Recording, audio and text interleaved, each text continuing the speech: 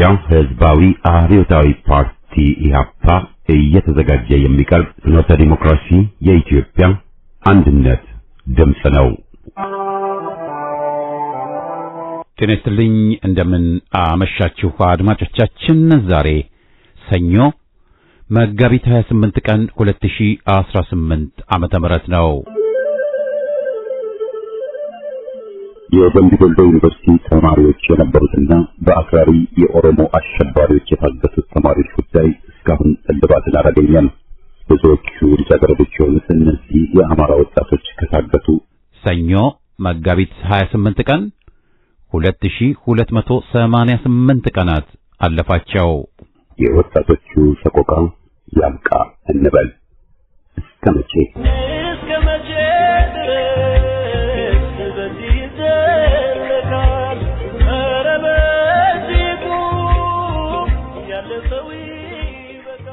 ሀተታዎችን፣ መግለጫዎችን፣ ማብራሪያዎችን መድገም የምንገደደው የተባለውን አልሰማ አልረዳ ያሉ በመበረከታቸው ነው።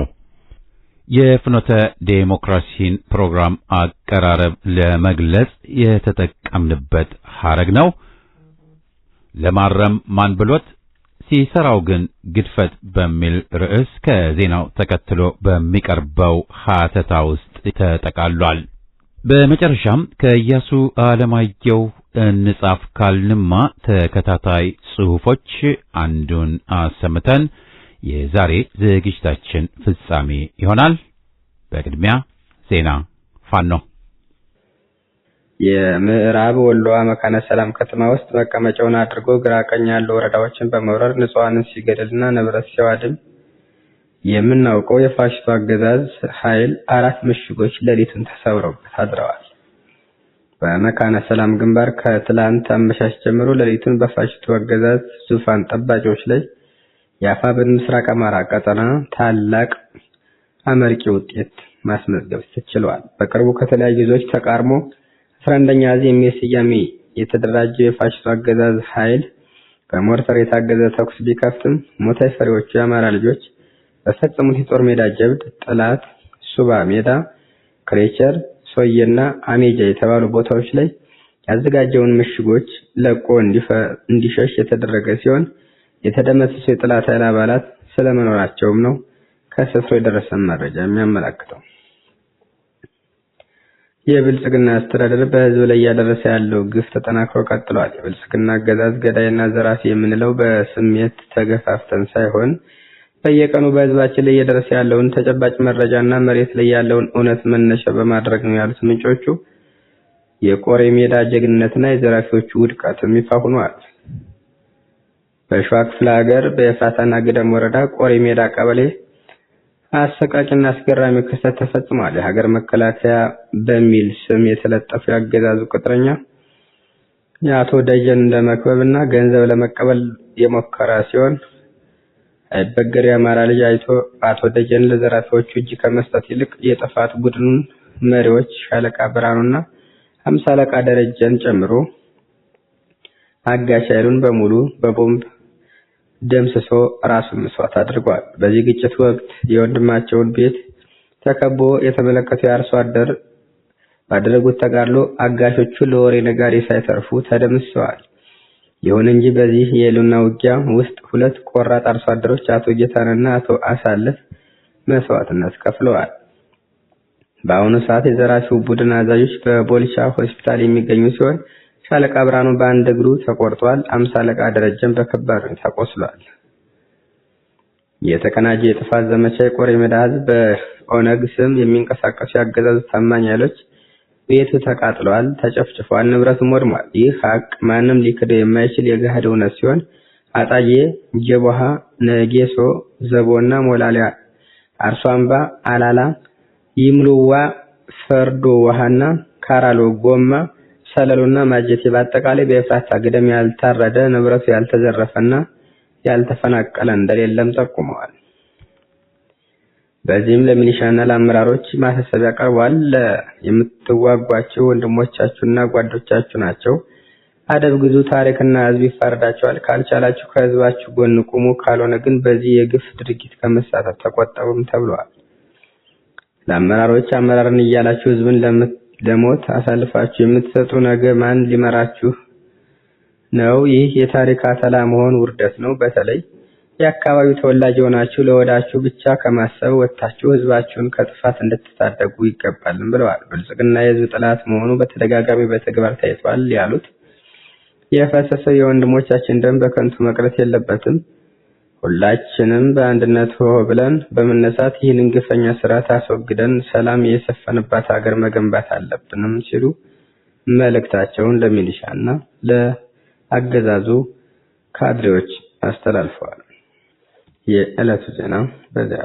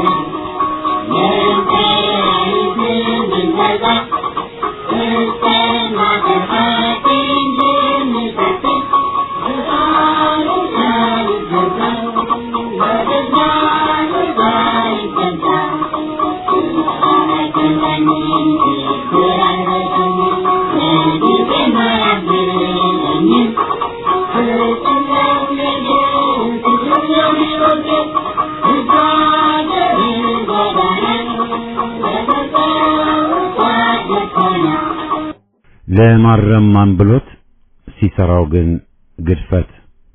ዘረኛው ኮሎኔል ልማደኛ ምላሱን ቀን ተሌት ሲያንጣጣ አሁንም አዋቂ የሚመስላቸው ጫጩት ራሶች አሉ።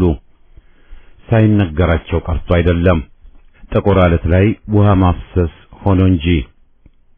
ሐተታዎችን፣ መግለጫዎችን፣ ማብራሪያዎችን መድገም የምንገደደው የተባለውን አልሰማ አልረዳ ያሉ በመበረከታቸው ነው።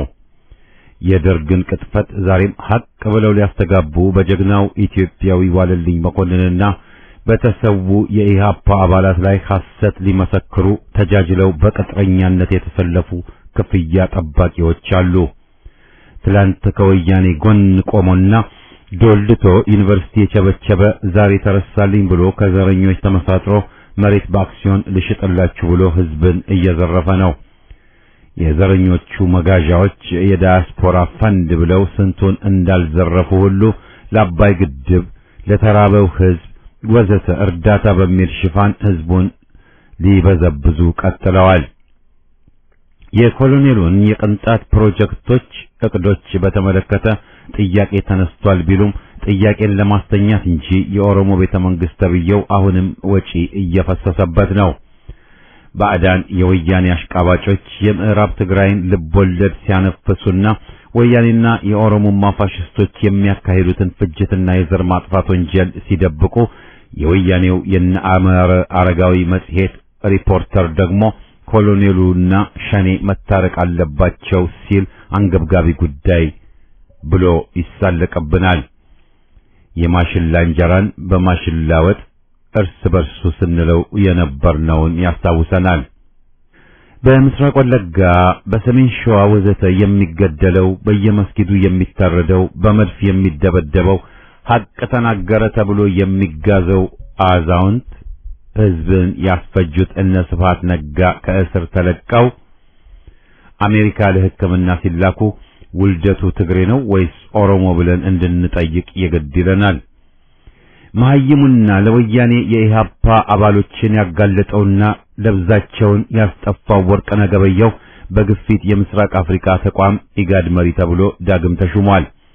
የአረብ ሊግ በቅርቡ ስብሰባው ሲል እንደለመደው የአባይን ጥያቄ የአረብ ሀገሮች ጥያቄ ነው ከማለቱ ባሻገር የግድብ ግንባታውን ጸረ ግብጽና ጸረ አረብ ሲል አውግዟል።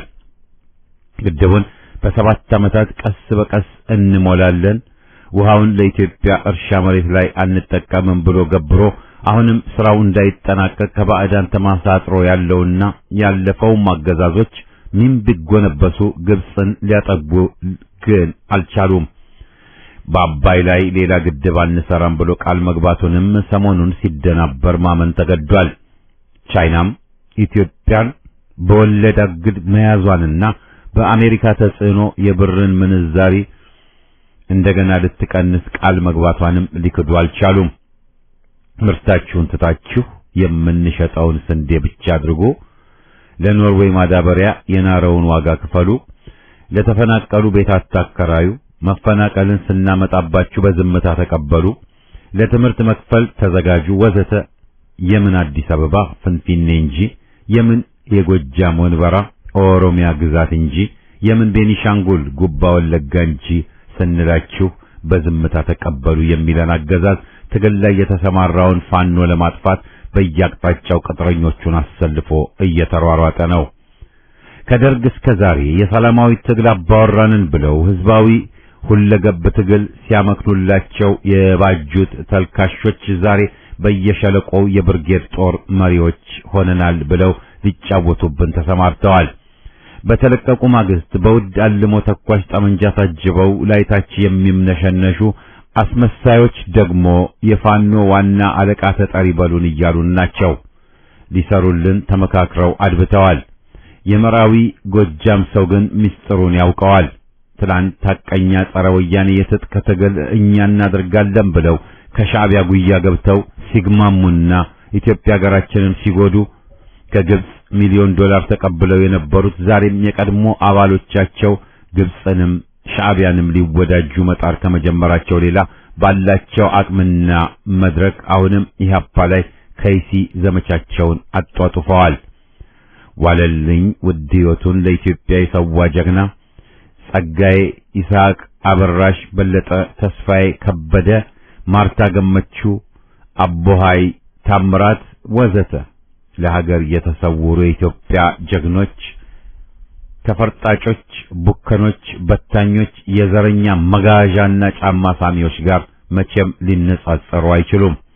ምስክርነት ሰጪዎችም የደርግ ደጋፊ ዜና አንባቢ ወይም ሽብርተኛ ሻምበል ሊሆኑ አይጠበቅም። ሐቅን ከቦታዋ እንፈልጋት እንጂ ላምባሉ አለበት ኩበት ለቀማው ባዶ ያስቀራል፣ ወንጀለኛ ያደርጋል። የኮሎኔሉ ዘረኛ አገዛዝና ጦሩ ለረሃብተኛ ተላከ የተባለውን እርዳታ ለራሳቸው ጥቅምና ለሽያጭ ማዋላቸው ዛሬ ተጋለጠ የተባለው ለወያኔ ደጋፊዎች አመቺ ማጠየቂያ ለመስጠት እንጂ ከተጋለጠ ጊዜ አልፏል። የኮሎኔሉ ጦር የኢትዮጵያ ጦር ለሰኮንድም ሆኖ ሳያውቅ የወገን ጦር፣ የአገር መከላከያ፣ የኢትዮጵያ ጦር ሊሉት ደፋ ቀና ሲሉ ብዙዎቹን ባንዳዎች ታዝበናል። የኮሎኔሉ ጦር ግን የመላው ኦሮሞ ሕዝብ ጦር ሊባልም ያቃተው ኦሮሞዎችንም ያጋዘ የገደለ እስላም ክርስቲያኑን የፈጀ ሕፃን ባልቴቶችን የገደለ ጸረ ሕዝብ ያምባገነን ዘረኛ አገዛዝ መሳሪያ ነው። የወያኔና ኦነግን ቡትቶ ሰንደቅ ዓላማ ያለ ባንዳ ኃይል ነው። የምን ኢትዮጵያ ሊጠሩት እንኳ ቀፋቸው ያለውን አገር ወዳድ አዛውንትን ለስየልና ወደ እስር ዳርጎ ሕፃን ሳይቀር የደፈሩትንና ሽብርተኞችን ሕዝብ የፈጁትን ምህረት ሊሰጥ ያቀደው ጸረ ሕዝብ አገዛዝ ኢትዮጵያን የጥፋት የመከራ መሬት ሊያደርግ ቆርጦ የተነሳውን ዘረኛ ኮሎኔል በጅቡቲም አረንጓዴ አሻራ አኖረ ይሉለታል፣ ያሾፉብናል። ነጋ ጠባ ዶክተር ነው ሊሉን የተገደዱትም ስላልሆነ ነው። የአይጥ ምስክሮች እንዲሉ ድንቢጦች በጅምላ ግርማ ዋቆንም ከአየር መንገድ ቢሮ አስወግዶ በምትኩ ሌተና ጀነራል ይልማ መርዳሳን የቦርዱ ሰብሳቢ አድርጎ ሾሟል። ሁሉንም ተቋም በብሔሩ አባሎች አጨናነቀ ስንለው አሁንም ሐሰት ሊሉን ይሆን?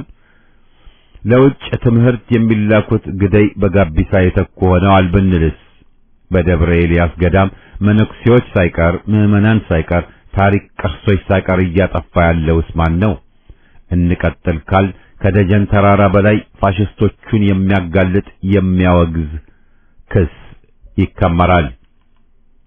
ሁለገብ ትግላችን ይጧጧፍ፣ ጭቆናን በቆራት ትግል እናስወግድ፣ ሁሉም የፖለቲካ እስረኞች ይፈቱ፣ አስመሳዮች ጸረ ፋኖ አድርባይ ኃይሎች ይውደሙ።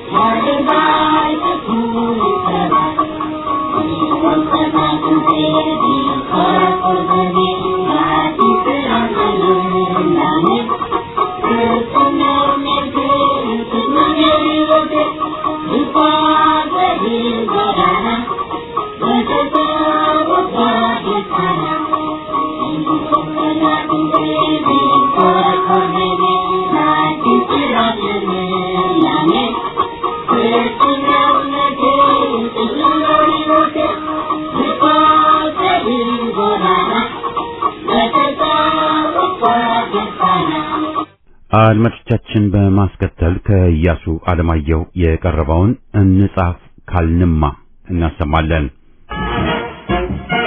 ኩኩሉ ሲል ሰማን የኛም አውራ ዶሮ፣ ምን ሊያሰማኝ ይሆን ጆሮዬ ዘንድሮ። የተጨቆኑና የተበደሉ ህዝቦች የመከራ ኑሯቸውን በቀልድና ስላቅ ያጅቡታልና ነው የአዲስ አበባ ተራቢዎች የዘንድሮ አውራ ዶሮ ኩኩሉ ቢልም በትግርኛ ነው ብለው ችግራችንን ቁልጭ አድርገው አስቀምጠውታል። በአማርኛ የሚያሰማው ደግ መልእክት የለውም፣ ምናልባት በቻይና ቋንቋ። እሱንም የሚሰሙት የገዢዎቹ የደላቸውና ለትምህርት ወደ ቻይና የተላኩት ልጆች ናቸው። ምን ይሰማ ጆሮ? መላኩ ተፈራ ልቀቁኝ ብሎ ጠቅላይ ሚኒስትር ተብየውን ሲማጸን፣ ፍቅረ ስላሴ አገራዳንን ብሎ በኢሃፓ ላይ ሁሉን ጥፋትና ወንጀል ሲጭን፣ የኢሃፓን በመስዋዕት የታጀበ ትግል ወደ ፍቅሬ ነበረች ሲያወርዱት፣ በረከት ስምዖንና ስብሐት ነጋ ስለ ጠላታቸው ኢሃፓ መጻሕፍት ሲያጽፉ፣ ጠባብ ኦሮሞዎች አንዱን የሻዕቢያ ቅጥረኛ ስሙን ቀይረው ገዳ ሲሉት፣ የኢሃፓን ታሪክ በርዘንና ከልሰን እንጻፍ ብለው ድርጅቱን ከከዱ 34 ዓመት ያለፋቸው ሲጨረጨው፣ የግንቦት ሰባት ረዳት ነው የተባለው ሻዕቢያ የድርጅቱን ዋና ጸሐፊ አሳልፎ ሰጠ ሲባል፣ ኦባማ ጸረ ሕዝቡን ወያኔ ሲያወድስ ደግሞ ክፉም ይሰማል። የሚዘልን ከመሬት ሆነህ ጠብቀው ብለው ሶማሌዎች እንደሚተርቱት ታጣቂ ጨርቃ ጨርቅ ጣቃ በፈጠነ የሚተረተሩት ከነደለበው ውሸታቸው መጋለጣቸው አይቀርም። ዝም ያለም ይናገራል፣ ይጽፋል፣ ተኛ የተባለውም ይነቃል። ተስፋ አስቆራጭ የሆነውም አበረታች ይሆናል። ለሁሉም ጊዜ ያለው እንዲሉ ረጅም ጊዜ ሳንጠብቅም በያዝነው በዚሁ ጊዜና ወቅት ግን ሐሳዊ መሲሆችና የታሪክ ላጲሶች እየተጋለጡ መሆኑን እያየን እየታዘብን ነው። እሰየው ብንል አይፈረድብንም። የታሪክ ሚዛን ያልገባቸው አንዳንዶች ለምን ያለፈን ታወራላችሁ ሲሉ ይደመጣሉ። ባለፈም በነበር ለምን እሰጥ አገባ ይበረክታል ብለውም ያማርራሉ። የሚገርመው ደግሞ እነዚሁ ሰዎች የሆነውን ሳያውቁ ታሪክን ሳይረዱ ያለፈውን በተለይ ታግሎ የተሰዋውን ትውልድ ሊተቹና ሊያወግዙ መሬት አልበቃቸው ብለው ሲገኙ መታዘባችን ነው። በየጊዜው ህዝብ ለመራራና ስር ነቀል ለውጥ ሊሰዋ ተነስቶና የደም ዋጋም ከፍሎ አሸናፊ ያልሆነም ብለው የሚተቹ ታሪኩን የረሳ ስህተቱን ይደግማል ነውና ዛሬም ከስህተት ሲዘፈቁ እንዲያውም በቅድሚያና በትኩረት ያለፈውን ታሪክ ደጉንም ሕጸጹንም መመርመር እንዳለባቸው ማወቅ ይገባቸዋል። ታሪክ ከተረሳ ደግሞ የአባትህን ገዳይ አባባይ ማለት ቅሌት ሊከተል መቻሉ ግልጽ ነው። ስንቱን ህዝብ የደም እንባ ያስለቀሰውን አጼ የሚያወድሱና መቼም ቢሆን መች ሀገርን ሊረከቡና ሊጠብቁ የማይችሉ ጉዶች ፈልተው የለምን? ብዙ መቶ ሺዎችን የጨፈጨፈውን አገሪቷን ለገንጣይ መንጋ አሳልፎ የሰጠውን የደርግ አረመኔ ቡድንን ጸያፍ ታሪክ ለማደስ ላይታች የሚሉም አልተከሰቱምን? ይባስ አገሪቷንም ህዝቧንም ላጠፋ ተነስቻለሁ ብሎ የዋረቀውንና ስንት ጉዳት ያደረሰውን ግብዝና ዘረኛ ግለሰብ ባለቀና ቅርስ አድርገው ሊያቀርቡ ስንት ገንዘብ የሚያፈሱትን እያየን አይደለምን? የቀድሞይቷ ኢትዮጵያ መሪዎች ትልቅ ስህተት አርበኛውን ለሀገር ቀና ያሰበውን አግለው ባንዳውን ሲሾሙ ወይም በመሾማቸው ነው። ለበላይ ዘለቀ እየዘፈኑ ለገዳዩ አጼን ውዳሴ ማቅረቡ ዘግናኝ ነው። ቅጥ ያጣ መደናገር፣ ታሪክ ለምናውቀውና ለኖርነው ደግሞ ጨው በቁስል የሆነ ሁኔታ። ታሪኩን የረሳ ግን ዜጋን የገደለና አገርን ያጠፋ ሲዘፈንለት አብሮ ቼቼ ባይ ሆኖ ቆሽትን ያነዳል፣ ያቃጥላል። አነሳቴ እንኳን ነበርንበትና ሐሰትን ይዛችሁ አትሞጅሩበት ለማለት ነው። ታሪክ ተራኪ ነን ብለው የተነሱ አንድም ነጋዴዎች አንድም የብዕር ቅጥረኞች ወይም በቀድሞ አነጋገር የብዕር ኩሊዎች ሆነው ስለበዙ ቶሽ ወግዱ ማለት የዜጋ ግዴታ ሆኗልና በሌላ እንኳን ባንሰማራ ታሪክንና ቅርስን በመንከባከብ መስክ ግዴታን መወጣት ይጠበቃል ነውና ታሪክ ሲበረዝ አይሆንም አይፈቀድም ማለቱ የግድ ይሆናል። እኔም የበኩሌን በዚሁ መስክ ማለት ደግሞ ሰማዕት የጣሉብን ግዴታ ነው። የታሪክ አጋጣሚ ሆኖ በመሰረታው ነበርኩና ከኔ በላይ ማን ቢናገር ቢጽፍ ማለቱ ባይቃጣኝም በሬ በቶሮንቶ ዋሽንግተንና ላኦስ ሲወልድ ባናይም ቢያንስ በኢትዮጵያ ሲወልድ ሳናይ ዓመታት አልፈዋልና ሐሰቱን ሐቅ ብሎ ለመቀበል አይሆንልንም። እንጻፋለንማ ስለ ፍቅር እንጽፋለን። እገሌን ወደድኩት እገሊት ፍቅሬ ነበረች የሚለው ተራ ትረካ ያው ውሸት ወይም አጠያቂ የሆነን ሳይሆን በጓዳዊ ፍቅር የተደረጉ ገድሎችን ማለት ነው። የያዝነውን የሳይናድ መርስ ሌሎች ስቃያቸው ሲበዛ ሰጥቶና ሁሉንም በኔ አላኩብኝ ብሎ መክሮ ሊገመት የማይቻል ስቃይና ሲየልን ተቀብሎ የሚሰዋ የጓዳዊ ፍቅር ገድል ጓዶችን ላለማጋለጥ ራሱን የሚያጠፋውን የህዝብ ፍቅር ሞልቶት መስዋዕትነትን በጸጋ የምትቀበለውን ማለት ነው።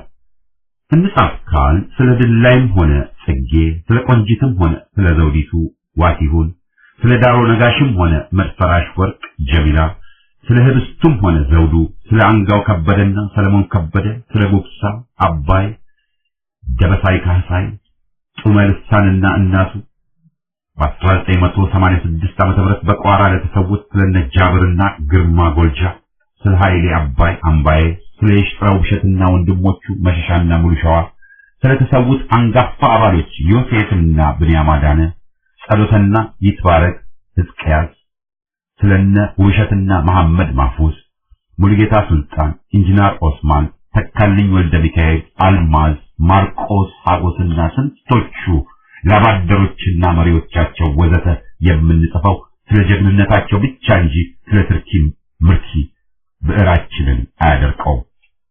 ጀግናው ገጃው ለምሳሌ ወያኔ ኢህአሰን ለማጥፋት የከፈተውን ዘመቻ ለመቋቋም ከተወሰኑ ጓዶች ጋር ሆኖ ወያኔ ስልጣን ከያዘ በኋላ በቋራ ሲንቀሳቀስ በ1984 ዓ.ም ተከቦ ባለበት ሲታቆትና ጠላትን ሲገድል ቆይቶ በመጨረሻ ንብረቱን ሁሉ አቃጥሎ ብረቱንም ሰብሮ እጅ የሚሰጥ መስሎም ሊይዙት የመጡትን ወያኔዎች ከራሱ ጋር በቦምብ ገድሎ ታሪክና ጀብዱ ሰርቶ አልፏል።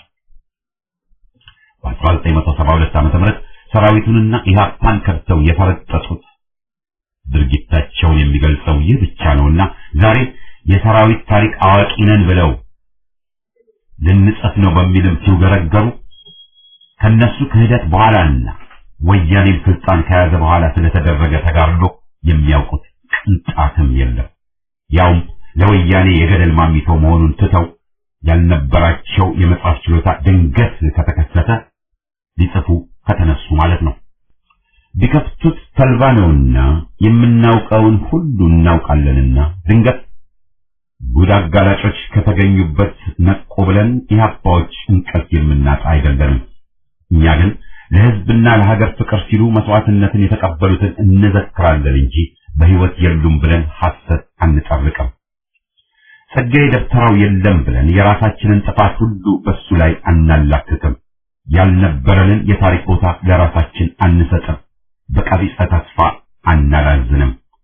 እንጻፍ ካልን ብዕራችን ይህን የጀግንነት ታሪክ ይዘክራል፣ ያወድሳል እንጂ በግል ስሜት ተነስተው ዋይ ዋይ የሚሉትን አይከተልም። ስህተት ይተች ስንልም ውንጀላ ሳይሆን ሂስ ነው።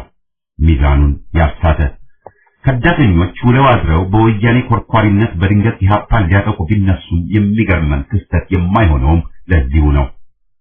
በመሆኑ የኢህአፓን ታሪክ ጸሐፊ መሆን የሚከጅሉት አለምንም ስጋት ወደ አዲስ አበባ የሚመላለሱ ብቻ ሳይሆኑ ሰነበረከት፣ አዲሱ ለገሰ፣ ላዊ ዮሴፍ ወዘተ ጋር እራት ተጋባዥ ናቸውና ቀላጅ የሰይጣን ወዳጅ እንላቸዋለን።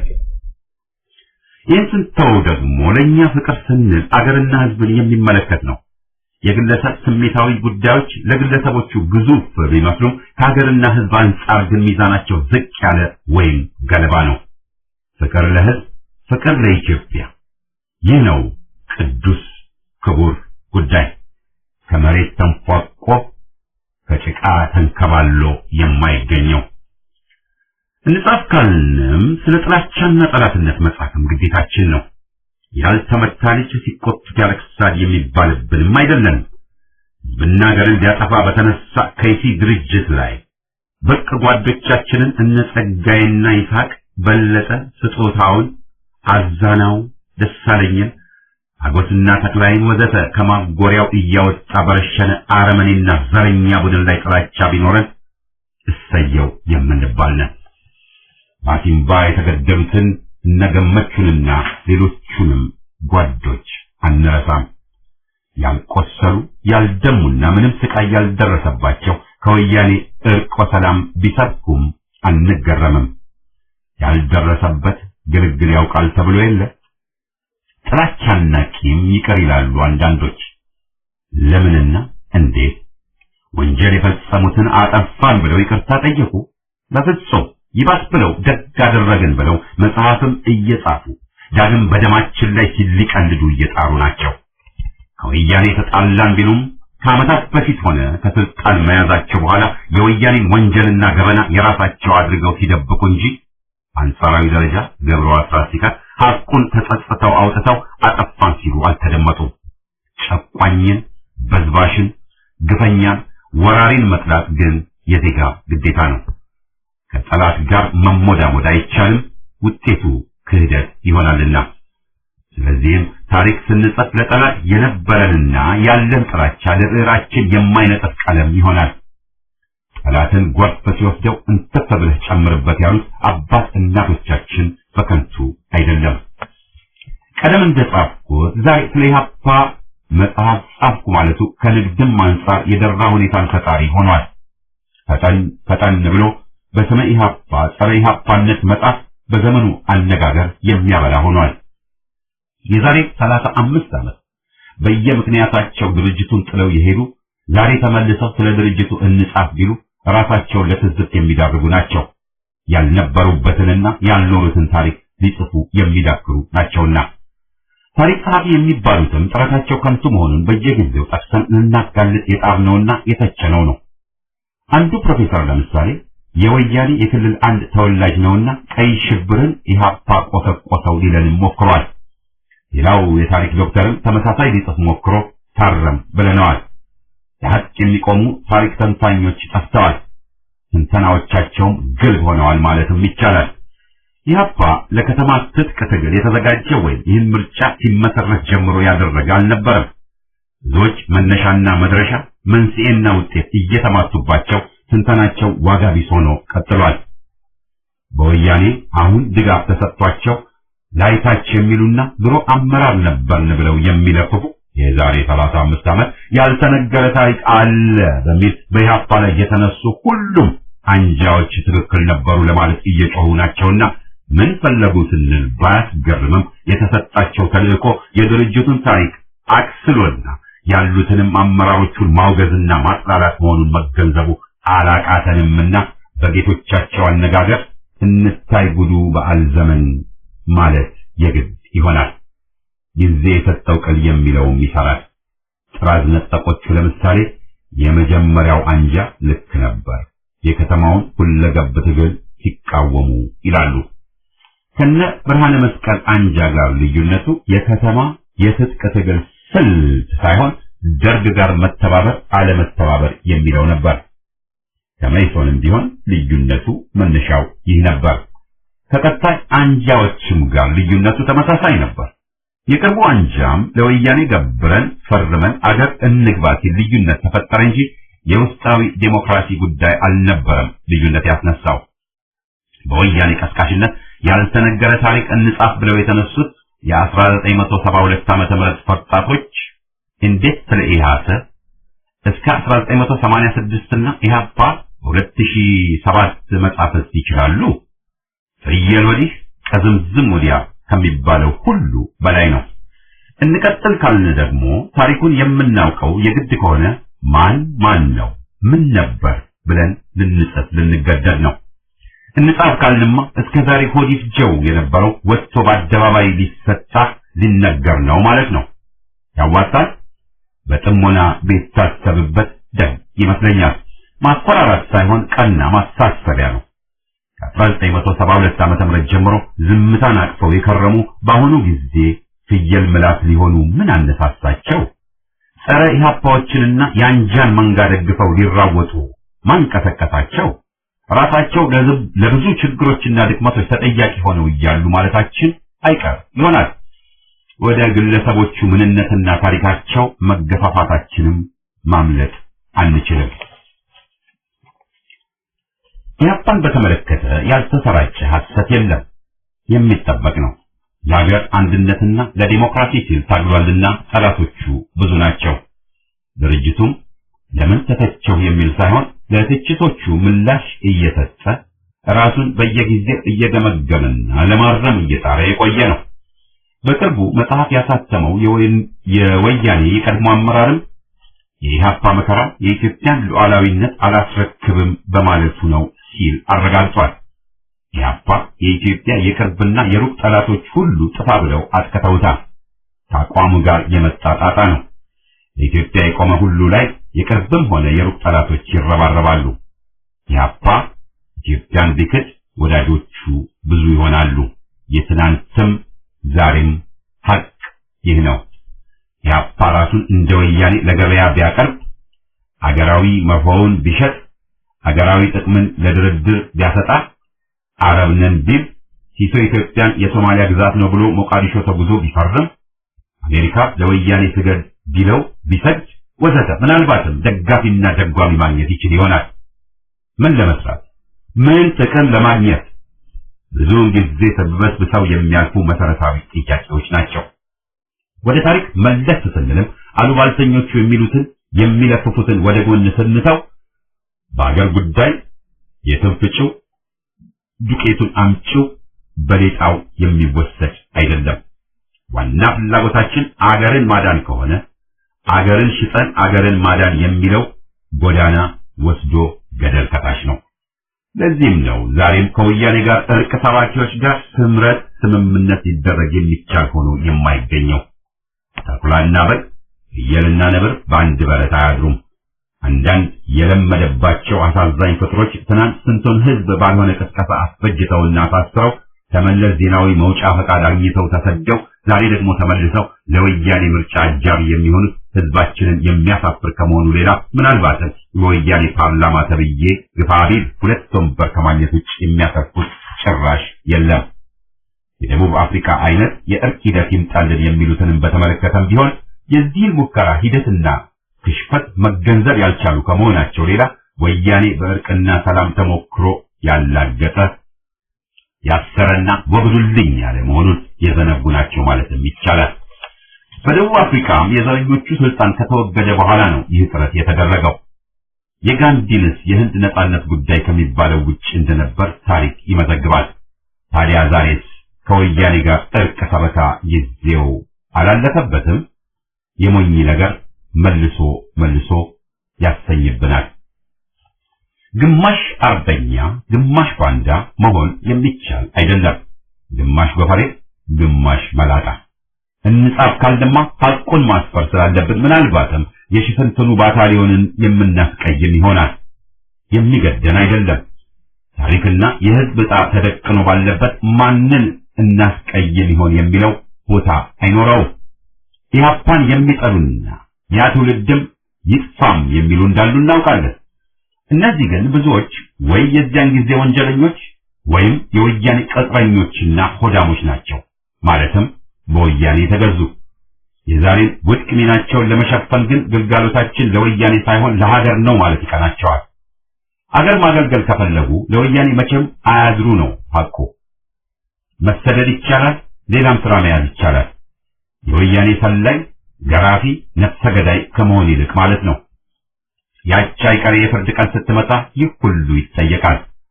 ብልጣብልጥ ሆዳምም ምሱን ያገኛል። በታሪክም መስክ ይህ ይኖራል። እንጻፍ ስንል ይህን ሁሉ በዝምታ የምናልፈው አይሆንም። በብሔረሰብ ጥያቄ ዙሪያ ተሸሽገው ግና ሰልፋቸው ለባዕዳንና ለራሳቸው ሆድና ጥቅም የሆነውንም ማጋለጥ አይታለፍ ግዴታ ሆኖ ያለና የሚሆንም ነው። ታሪክና ሐቅ ለስላሳ ወይም ጀርባ ታኪ አይዞባይ አይደሉም። ያለውንና የነበረውን ይናገራሉና ሁሉም እንደሚናው መስቀሉን ይሸከማል፣ ፍርዱን ይቀበላል። የሚደበቅ የለም ማለት ነው። ለዚህም ነው ሐቁ ይነገር ሲባል የሚከፋው ጥቂት አለመሆኑን ማወቅ ያለብን። የሐሰት ታሪክ የሚጽፉትን ወይም ሊጽፉ የሚቃጡትን ስንቃወም፣ በአንጻሩ በእኛ በኩል ደግሞ ሐቁን ማስፈሩ ይጠበቅብናል። የዛሬ ትግል ምናልባትም ጠላትን ላለመጥቀም ዝምታን የግድ የሚልበት ሁኔታ ቢመጣም ያለፈውን በተመለከተ ግን ሰፋ ያለ ሜዳ ቢኖርም ያም መጭ ማለትን የሚፈቅድ ላይሆን መቻሉን መገንዘብ የግድ ይሆናል። ምስጢሮች እንደ ይዘታቸውና አንደምታቸው የመነገርና የመገለጥ ሁኔታቸው ይወስናል። ለምሳሌ ጠላትን ለማጥፋት የተወሰዱ እርምጃዎች ሁሉ መነገር አለባቸው ማለትም አይደለም። ከድርጅት ታሪክ አንጻርም ምስጢር ብለን የምንጠብቃቸውና በጊዜ ገደብ የምንይዛቸው መኖራቸው ግልጽ ቢሆንም በማያውቁት የሚቀባጥሩ ሲመጡ ግን የተሰዉ ጓዶች ቅርስ የድርጅቱ ስምና ዝክር ነውና መከላከል አስፈላጊ ይሆንብናል። በጥፋትም በስህተትም ተካፋይ ብቻ ሳይሆን ዋና ተጠያቂ ሆነው በግልባጩ ጊዜ አልፏልና የሚያስታውስ የለም በሚል ሚናቸውን ሊክዱና ሌሎችን ሊከሱ ሲነሱ ሐቁ ይህ ነው ማለቱ ግዴታችን ይሆናል። ይህ ቢባልም ግን ታሪካችንን የምንጽፈው ከድጡ ወደ ማጡ ለገቡት ምላሽ ለመስጠት ሳይሆን በቅድሚያ ያለው ትውልድና ለመጪው የሰማዕትን ገድል ለማስረከብና ከፈሰሰው ደም ትምህርትን ቀስሞ ቅርሱን ያዳብርም ዘንድ ነው። የአርበኞች ሳይሆን የባንዶች ታሪክ ከሰፈነና ከተወደሰ ታሪኩን የረሳ ትውልድ በላይ እያለ በዚያው ምንም ሳይጎረብጠው ኃይሌ ብሎ ሲወዘወዝ ማየት እንገደዳለን። እንጻፍ ካልንማ መጻፍም ይኖርብናል። የዚያ የጀግና ትውልድ ሰፊ ተመክሮ ጸጋውንም መርገሙንም ስህተቱንም ድሉንም ሁሉ በነበረው ሁኔታ አጥርና ክልል ውስጥ አስገብተን ማቅረብና ለገምጋሚም ሐቀኛውን ሁኔታ ማስጨበጥ መቻል አለብን ማለት ነው። ይህ ሆነ ይህ ተደረገ ሐቅን መደርደር ብቻ ሳይሆን ለምንና እንዴትም ለማቅረብ ለማስረዳት የዛሬ የኋላ መብራት ከያኔው ተጨባጭ ሁኔታ እይታ ጋር እንዳይጋጭ። ለዚህም ነው ታሪክ ተብለው የተሞከሩት ከሐቀኛ ታሪክ ርቀው የግል ቁርሾን ወይም ወንጀል ድበቃ ኃላፊነትን ለመካድ ምክንያት ሲሆኑ አሌ ማለት ግዴታችን ሆኖ ያለው። ታሪክ ተረት የሆነው ለወያኔዎች እንጂ ለኛ አይደለም። ውድ ጓዶቻችን በዘረኞች ሲገደሉና በዚያው የቅርሳችን ትረካና ትዝታ ሙሉ የመሆኑ እድል ሲጠፋ ቁጭታችን ትንሽ ሊሆን አይጠበቅም። ጊዜ ተቻኮሉ፣ ሰማዕትን ተከላከሉ ይለናል። የህቡዕ ድርጅት ደግሞ ሽፍን ነው በሚል ሐቁን በሚደብቁና ሐሰትን ለሚያሻሽጡ ያመቻል። ብርሃነ መስቀል ለሞዛምቢክ ሲዋጋ ሊቀመንበር ማኦን ሲገስጽ ሲመክርና ካስትሮን ሲያስጠነቅቅ በመስረታው ያልነበረ መስራች ሲሆን በተወሰነ ተልእኮ ጭራሽ ያልነበረው ዋናው ሲሆን መስራች ያልነበረው መስራች ነኝ ሲል ለአገሩ የቆመው ለሶማሊያ ተሰለፈ ሲባል ድርጅቱ ራሱ በምዕራብ ጀርመንና አልጄሪያ ተቋቋመ ሲባል ኤርትራን ሲያስገነጥል ወዘተ ያልሰማነውና ያላነበብነው ምን አለ? መጽሐፍ የተባሉትን 60 ገጽ አንብበን ከ60 በላይ ውሸትን እያገኘን መሰላቸታችንም ሚስጥር አይደለም። ማን ያውራ ያልነበረ ማን ያርዳ ያልቀበረ የሆነ ይመስላል መርሆ። ምን ያስገርማል? በዚህ ሁኔታ ውሸት ታሪክ ነኝ ሊል ቢሞክርና ጥቅም ፈላጊና ዘረኛ ዋሾች ቢፈሉ። ኢህአፓና ታሪኩ ስንል የንቀፎን የነካካን ሆኗል። እኛ ኢህአፓዎች ያልጻፍነውን ታሪክ ለመሆኑ ማን ሊጽፈው ይጠበቃል? ኢህአፓነት ማለት ከዕለታት አንድ ቀን የዛሬ 40-35 ዓመት በኢህአፓ ሰፊ አዳራሽ ላስ ብሎ ማለፍና መውጣት ከሆነ በረከትም አዲሱም ጉዲትም ተፈራም ህላዌም ሐሰንም አባተም ግርማና ስማቸውን ሳንጠራ የምናልፋቸው ኢህአፓ ነበሩ። ጎርፍ ያመጣቸውና ያው ጎርፍ እንደ አባይ አምባዛ አስክሮ የተፋቸው። መወለድ ቋንቋ ነው ይላል የሀገራችን ሰው። ነበርንም ከንቱ ነው። መሆንና ጸንቶ መቀጠል ነው ዋናው። የኛ ጸጋ ይህ ነው የምንኮራበትና የሚያኮራን። ደከም ሸብረክ ያለውንና ቃል ኪዳኑን ያረከሰውን እየሸኘንና የተወውን ችግር እየተቀበል ድርጅቱን ጠብቀን ታግለናልና ከማንም በተለይም ከርተው ዓመታትን ካሳለፉ ወይ ከወያኔ ጋር ካበሩ ዲስኩር ለመስማት ፍላጎት ባይኖረን የሚያስገርም ሊሆን አይገባውም። እኛ ስንታገል በዱር በገደሉ እነማን ነበሩ በመላ አገሩ ብንል አግባብ አለው። ሁኔታው ሲጠጥር ላልተው የተፈቱ የሚያወሩት ታሪክ የሚጽፉትስ ታሪክ ከየት የመጣ ይሆናል?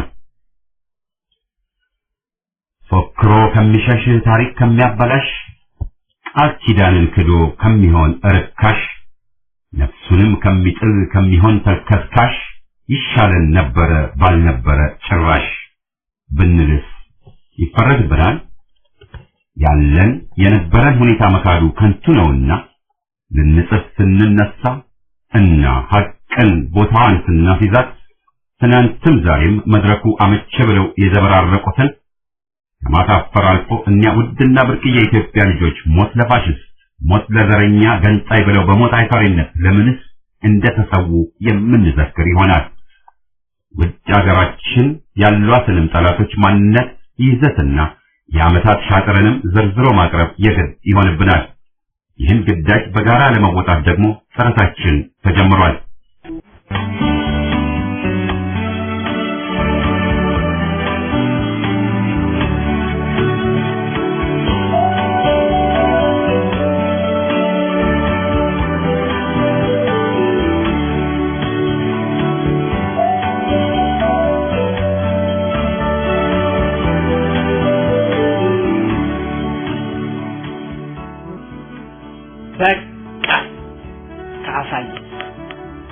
ላሉባልታውና ለጉራው እንዳይመቻችሁ ለአጭር ጊዜ ሞቅ ሰሞነኛ የነበራችሁ ሁሌም በጠላት ለከሳችሁ ተገዝታችሁ ውስጥ አርበኝነት ትግሉን ያዳከማችሁና የጎዳችሁ ዛሬም እንደገና ያልሆናችሁትን ሆነን ነበር እያላችሁ በመርዝ ምላስ በተበከለ የብዕር ቀለማችሁ አሁንም ደግሞ በኢህአፓ ላይ የወፍ ዘራሽ ተረት ያሳተማችሁ በሌባ አይነ ደረቅነት ለከት የለሽነት እረፍቱን አካለላችሁ።